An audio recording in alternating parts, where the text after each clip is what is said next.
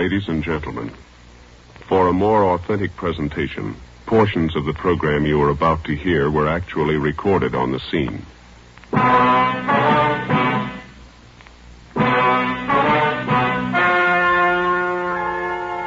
story you are about to hear is true. Only the names have been changed to protect the innocent. Fatima Cigarettes, best of all long cigarettes, brings you Dragnet.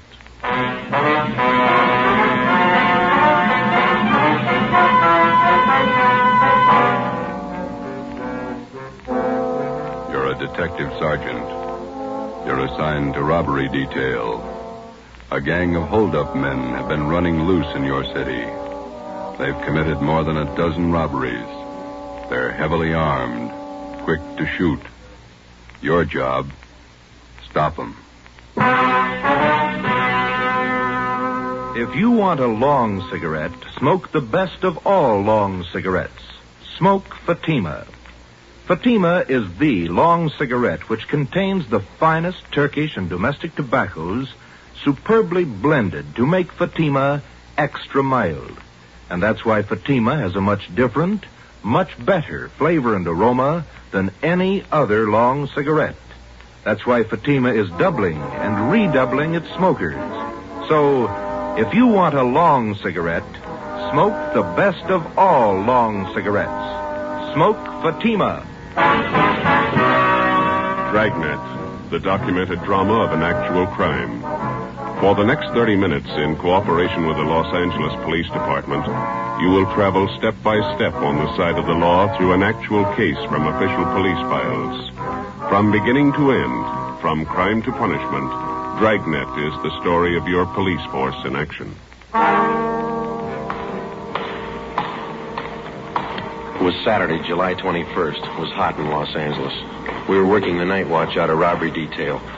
My partner's Ben Romero. The boss is Thad Brown, chief of detectives. My name's Friday. I was on the way back from the record bureau, and it was 6:55 p.m. when I got to room 27A. Robbery detail. Hi, Joe. You ready? Let's go. Where'll I dump this top coat? There. It's too hot out tonight for that. Yeah. The rest of the guys take off already? Yeah, we better hustle. How many men are working this thing tonight? Must be at least 50, covering every drugstore in the South Central area. Uh-huh. Which one did we draw? Naomi in South Alameda, Rex Pharmacy. Yeah. Parking lot across the street. We can cover the pharmacy from there. We better check out a Thompson from the business office first, huh? It's a good idea. We might as well be ready. They are. Who got the tip the gang was moving into the south end of town? Johnny Powers, one of his informants. Okay, here we are.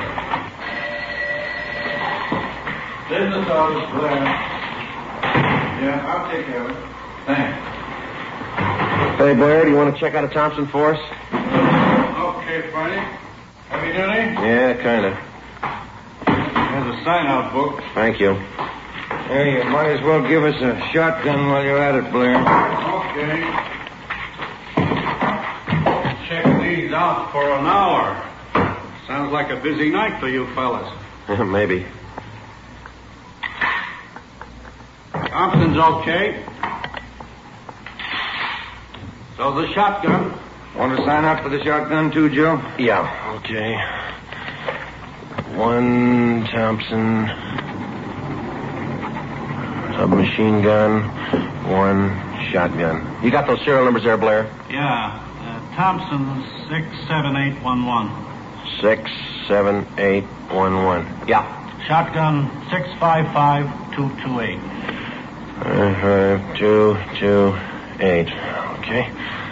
Signed, Joe Friday.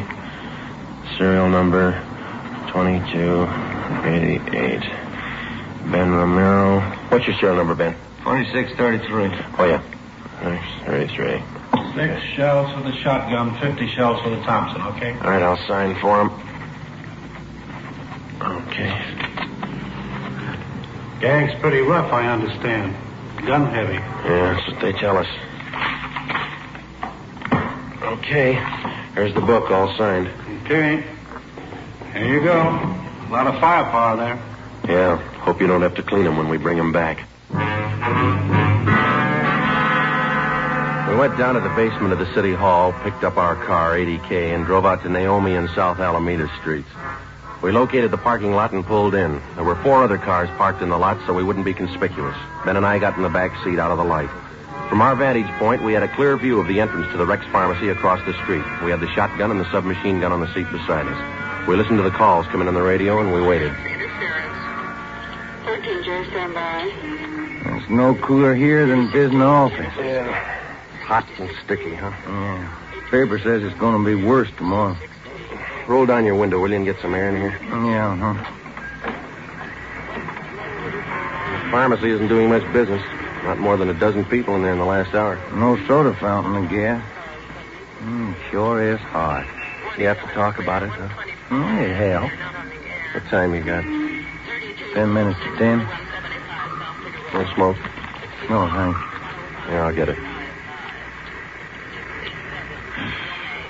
That gang's gonna show up here. Wish they'd get it over with. Fellas might have got a bum tip. Well, the gang hasn't missed a weekend for 2 months. I wonder how much time the average cop spends waiting. I don't know. Put it all together and make a fine vacation. What do we do, sit this out till the pharmacy closes? Yeah, 2 a.m. Sure is hot. Yeah.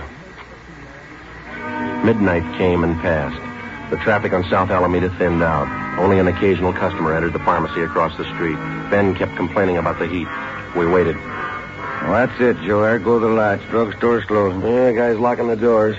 There he goes. We might as well shove off, too. Yeah, let's get in the front seat. There's not much call for this shotgun tonight. There's no use checking it in. Same duty to mine, eh? Attention all units. All units in the vicinity of 8th and Hill, on the corner of Hill and Geneva Alley, the 211 and shooting. Code 3. Hit the light. Yeah, come on, let's roll.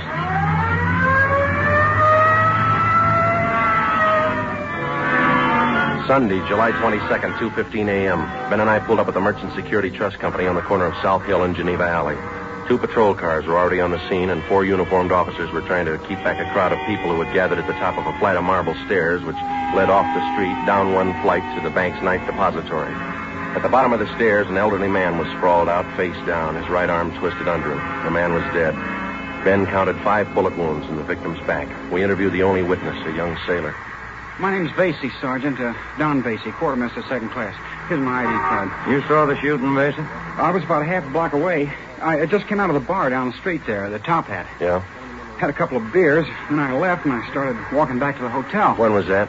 About 5 after 2. Mm-hmm. Go on. Well, before I got to the corner, I saw this man ahead of me. He crossed the street and headed over for the bank. Then this car pulled up and some guys got out. They ran over to the man and it looked like they were frisking him. Yeah? All of a sudden, I heard shots. The man ran for the stairs here, and it looked like he stumbled and fell. A bunch of guys jumped back in the car and drove away. What'd you do then? Well, I ran up to see what I could do for the old man. He was lying down there where he is now. Nothing I could do for him. I yelled for a cop. Did you get a look at the men in that car? No, I just saw him from a distance. 4 of them, maybe 5. What about the car? Did you see the license number? The last couple of numbers, that's all. 699. Couldn't see the rest. Mm-hmm. What was it, a coupe or sedan? A sedan, maroon color. It was a Pontiac, either a 1940 or 41. You sure about that? I used to own one back in Delaware, 1940 model. I sold it to my brother when I went in the Navy.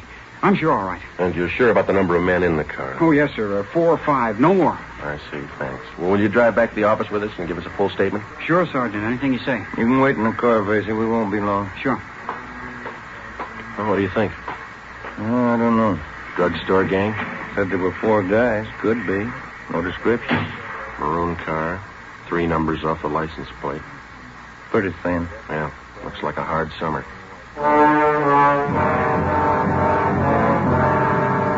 We completed our preliminary investigation. The coroner arrived and the body was taken to the county morgue in the basement of the Hall of Justice. The victim was identified as Walter Conroy, the proprietor of the Flowerland Dance Hall on South Hill Street. Together with officers Fremont and Hurst from homicide, Ben and I spent most of Sunday tracking down employees of the dance hall and interviewing them. We sent a rush teletype to the Department of Motor Vehicles in Sacramento containing the partial license number, plus our scanned information on the car, which the suspects drove. Early Monday afternoon, Ben and I, along with Captain Ed Walker of Robbery Detail, met with Chief of Detectives Thad Brown. What kind of a motive are you working on? Robbery. The dance hall manager, Conroy, was on his way to the bank's night depository when this bunch caught up with him. He had the night's receipts with him from the dance hall. How much did they get, Walker? $350. They missed over 1,000 Conroy had in an inside pocket. No idea who pulled the stick up? Could have been that drugstore gang. Why them? They haven't missed working a weekend night for 2 months. There's no sign of any other job that they might have pulled Saturday. Just a hunch, Chief. Nothing to go on. We'll have to guess our way for a while. Sacramento checking the description of the car, the numbers off the license plate? Yeah, ought to have an answer this afternoon. Any leads on the drugstore gang at all? Plenty. None of them good. Suspects are loaded down with guns. That's all we know. Excuse me. Brown speaking. Just a minute. Friday's for you. Okay, thanks. Reach it over here. Friday. Yeah, Ralph. How many? Yeah. Okay, thank you. Well, I got an answer from DMV, Sacramento, about the holdup car. What'd they say, Joe? Well, they looked up the possible combinations of 1940 or 41 Pontiac sedans with the number 699 in the license plate. Yeah? 123 possibles to check. Not much choice. No car of that description on the hot list. The killer might be the legal owners. 123.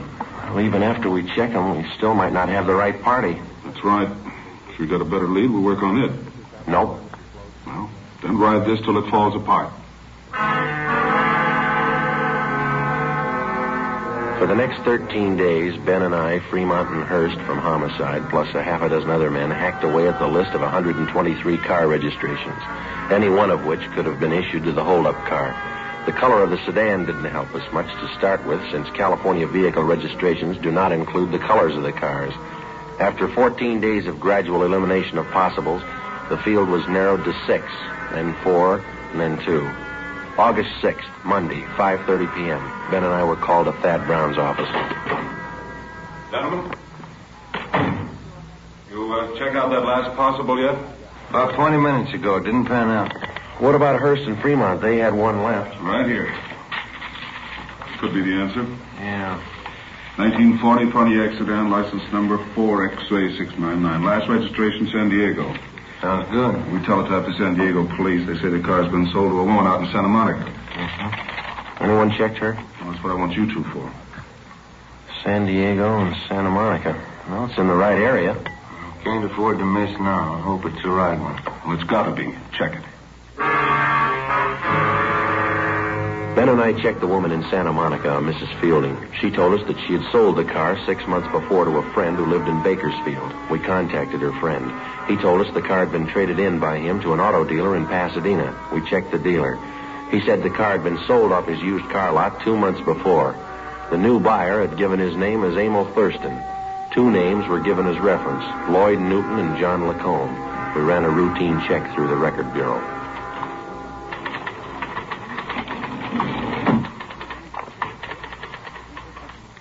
Ran them through, fellas. Here's the packages. Get a make for him? On all 3. What'd you find on Thurston? Let's see. Thurston, 2-time loser, second time up to Q on 5 counts of armed robbery. On parole from Quentin now. How about the other 2? Lacombe, let's see. Preston Reformatory, 2 terms, went up 3 years ago, violation of Dyer Act.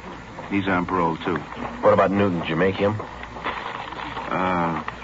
2 terms in Oklahoma. They're looking for him now, jump parole. Can I look at that just a minute, Frank? Sure. I have all 3 of them here. Take a look, Ben. Each one of the mama sheets on these 3 guys. Yeah. Right here under General M.O., see? Mm-hmm. Thurston, heavily armed at time of arrest. Yeah. This one, Lacombe. Huh? Heavily armed. This one on Newton. Same thing. Gun happy. Yeah. Come on.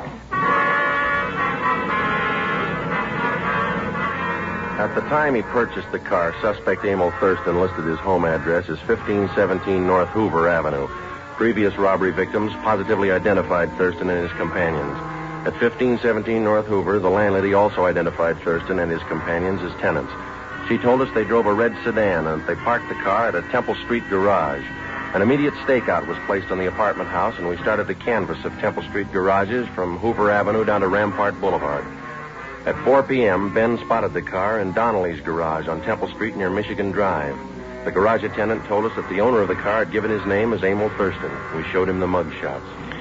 Yeah, used to park his car in here a while back. Then he came in yesterday morning with these two guys and said he wanted a paint job. Doesn't look like he needs a paint job to me. They offered me $20 extra if I do it in a hurry. He wants the car painted green. When's he going to call for the car? About 10 o'clock tonight. These jobs take time. He's not going to like it if the car's not finished. He won't like it if it is. Come on, Ben.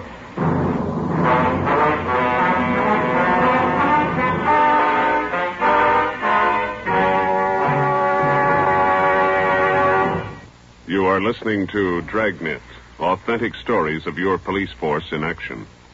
Now, here is an authentic report from Fatima Cigarettes. In 1949, Fatima doubled, tripled, and quadrupled its smokers. In 1950, enjoy Fatima yourself. You'll find Fatima extra mild. Because Fatima is the long cigarette which contains the finest Turkish and domestic tobacco superbly blended to make Fatima extra mild. You'll find Fatima tastes much better. Fatima's superb blend gives you a much different, much better flavor and aroma than any other long cigarette. You'll find Fatima tops in cigarette quality. Fatima has always stood for the best in cigarette quality. For a new year of greater smoking enjoyment, buy Fatima in the appealing golden yellow package. You'll agree, Fatima is the best of all long cigarettes.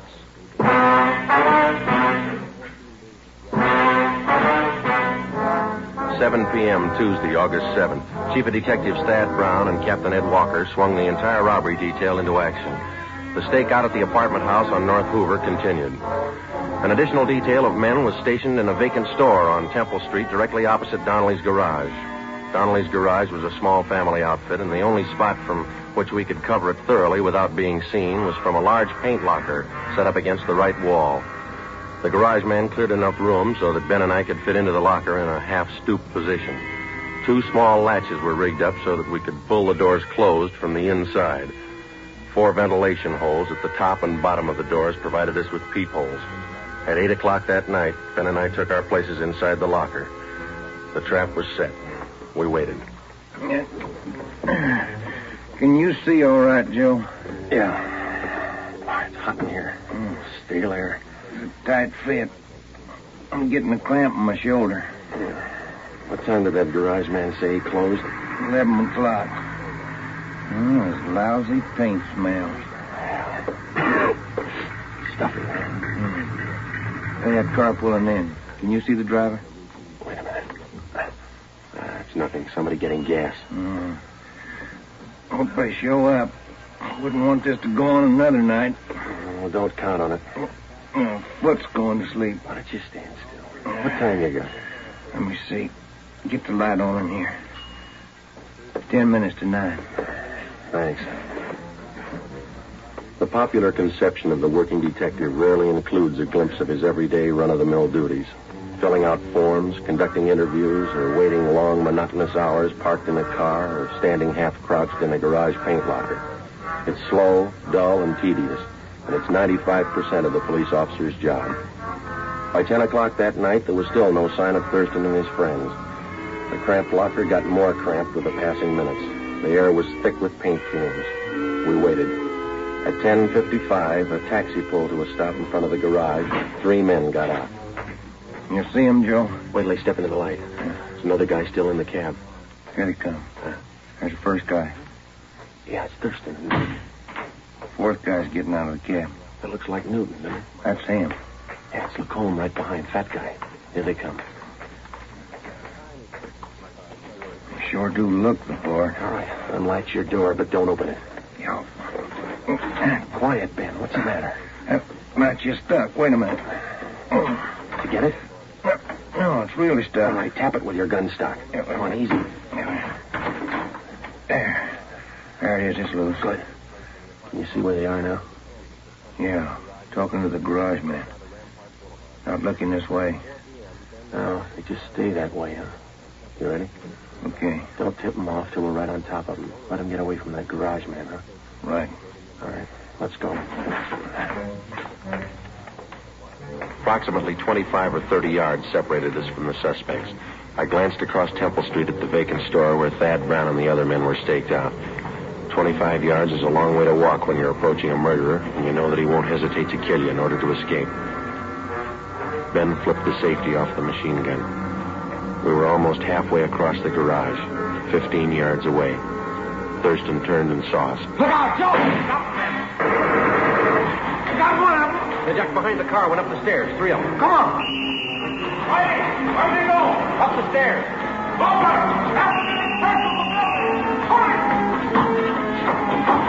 Up this way, Joe. Yeah, watch it, Ben. Get out. They're somewhere back in that corner up there. You're trapped. Throw down your gun. All right, Ben, give it over.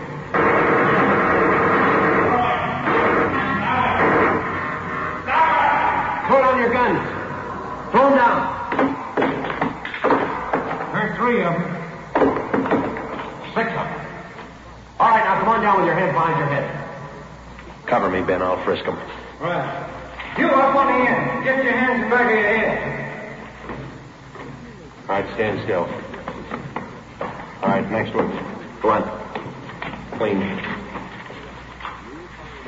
All right, look home. Watch him, John. All right, you. Rest of you, stand back. Keep your hands up. You all right, Joe? Yeah. 2 more guns on him. All right, you two, hold it. Here comes the chief. Yeah, I'll get these guns together here. Lacombe. He's not much of a fighter. Not without a gun. The suspects were booked at different divisions to keep them separated. Emil Thurston and Lloyd Newton were taken to Hollenbeck Park and booked on suspicion of armed robbery and murder. John Lacombe was booked at Highland Park Jail on the same charges. The other suspect, who had been wounded in the escape attempt, was identified as Harold Steves, 19 years old. He was treated for a leg wound at Georgia Street Receiving Hospital and then transferred to the prison ward at the county hospital. During the next 2 days, each of the suspects was questioned individually. Thurston, Lacombe, and Newton would admit nothing. The 19-year-old Steves broke down and agreed to turn state's evidence. We took his statement to Chief of Detectives Thad Brown. Gentlemen, what did the boy tell you? Just about everything, boss. They pulled the drugstore holdups and they killed that dance hall owner, Walter Conroy. Which one of them? Well, the kid says Thurston shot him. He says Thurston's the gang leader. Good. You finally got a count on those guns you took off them? Yeah, 12 of them. Each one of them was ready to go, bullet in every chamber. Did you get a complaint from the DA's office yet? They were arraigned. Preliminary hearing set for Monday. Fine. You got them in jail. I'll put them in prison. The apprehension of the criminal doesn't mean the end of a case for a police officer. He spends just as much time helping to convict the criminal after he's caught. Evidence must be gathered and authenticated and presented to the district attorney's office. If confessions are possible, they must be obtained and put in order. The officer must also help out in formulating the case and in testifying at the trial of the suspect. On October 30th, almost 3 months after the Thurston gang was apprehended, they were brought to trial in Superior Court. It was a routine affair. Harold Steves took the stand and told the story of the gang's activities. The victims identified the suspects and testified to the robberies. Both Ben and I took the stand and testified to the arrest and possession of guns by the defendants. We received no cross-examination. On the morning of March 2nd, the case went to the jury. Ben and I had lunch with Lieutenant Rombo from robbery in the City Hall cafeteria, and it was 5 minutes past 1 when we got back to the office. Oh, it sure was good soup today. Yeah, it was a nice lunch. You want to check the mail? I didn't yet. Oh, I'll get it. Robbery Friday. Yeah? When? Right. Lacombe and Thurston. They just broke jail. Within 7 minutes, a dragnet for the escaped criminals had been thrown around the entire city. Chief of Detectives Thad Brown directed the operation. At 14 minutes past 1, he called us to the photocopy room. The machines were turning out duplicate mugshots of Thurston and Lacombe for distribution at the rate of 1 every 4 seconds. You want us to stand by, Chief? For the moment, yeah. We got all the help we need on the street. How'd they pull the break, anyway? Slugged the deputy when he brought in their lunch. Used a steel leg from one of the benches in the prisoner's tank. Yeah? They beat the deputy right into the ground, but he held on to Newton. He didn't get away. How'd Thurston and Lacombe ever get out of the building? He's a real freak. They slugged the elevator man and got down to the basement. The right then, an ambulance crew was wheeling a body into the morgue. The attendant left the ignition keys in the ambulance. Shouldn't be too rough to track them if they're in an ambulance. Tougher than you think. How those copies coming, Frank? Fast as we can make them, Chief. Have another batch for you in a minute. You had any reports at all yet, boss? Couple. They're moving fast. Frank, you want to get that? I can't see in this dark room. Yeah, I'll get it. Yeah? Chief Brown in there? Yeah, come on in. Now, Walker, what do you got? Kill that dryer, will you? Oh, yeah. Now, what do you got? Gas station out on Sunset. Lacombe and Thurston just held it up. We picked up our car in the City Hall garage and drove out to the service station on the corner of Sunset Boulevard and Lorraine Drive. Detectives Ruiz and Stromwall from robbery were already on the scene. The two escapees had abandoned the ambulance there, robbed the station of $56 in currency, and stolen a 1938 gray Packard coupe, license number 7 Robert 6336. We left the station and started to cruise the area. It was 1:55 p.m. Attention all units. Attention all units. Get it up, Joe. Yeah. 6380 North Sunset at 211 in progress. 6380 North Sunset at 211 in progress. Code 3. This is the 6100 block. Yeah, come on. At 6380 North Sunset. Yes, look. Maybe. Push it. Hey, that car pulling out up ahead there. A gray coupe. Wait a minute. 7 Robert, that's them. Lights changing. They can't make it. They're going through. They're skidding. They hit the lamppost. Broke it off. All right, pull up. Come on. Right. All right, let's go. Lucky if they live through this one. Yeah. All right, come on. Help me with this door. Yeah, all right. Pull. All right, can you take him? Yeah. I'll get Lacombe. You look okay? Yeah. Get Thurston out of here. Right. Come on, you. Come on. All right, Lacombe, come on. I'll give you a gun. I'll kill you. Oh, sure you will. Come on. I'll kill you. All right, don't try to walk. How's Thurston, Ben? Seems okay. Couple of scratches. All right, sit down over there. Lacombe slugged the guard. It's funny. They don't look very tough. They can't play their part. They haven't got their guns. The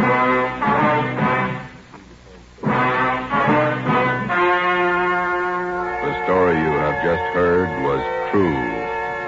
Only the names were changed to protect the innocent. On March 3rd, 1947, trial was held in Superior Court, Department 91, City and County of Los Angeles, State of California. In a moment, the results of that trial. It's amazing how many long cigarette smokers are changing to Fatima. Here are the actual figures. New York Division. Fatima sales up 132%. Chicago Division. Fatima sales up 453%. Los Angeles Division. Fatima sales up 545%. Yes, in 1949, more and more smokers discovered that Fatima is the best of all long cigarettes. They found Fatima extra mild. They found Fatima has a much different, much better flavor. They found the name Fatima means the best in cigarette quality. In 1950, enjoy Fatima yourself. Best of all long cigarettes.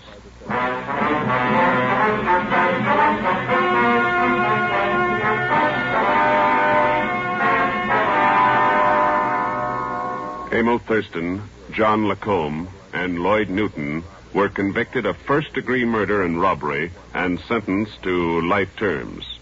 For turning state's evidence, 19-year-old Harold Steves received special consideration. As a result of the jailbreak, Thurston and Lacombe were convicted of assault and escape. They are now serving life terms in the state penitentiary. You have just heard Dragnet, a new series of authentic cases from official files. Technical advice for Dragnet comes from the Office of Acting Chief of Police W.A. Wharton, Los Angeles Police Department. Dragnet honors the city of Pasadena, state of California, and the men who make up the Pasadena Police Force, another of America's great law enforcement agencies. One of these men, Chief of Police Clarence H. Morris, traffic specialist and veteran police administrator, dedicates his life to making yours more secure.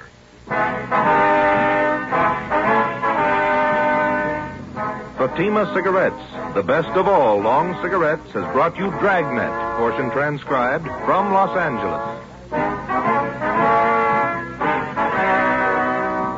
Be sure to hear songs by Morton Downey tonight on NBC.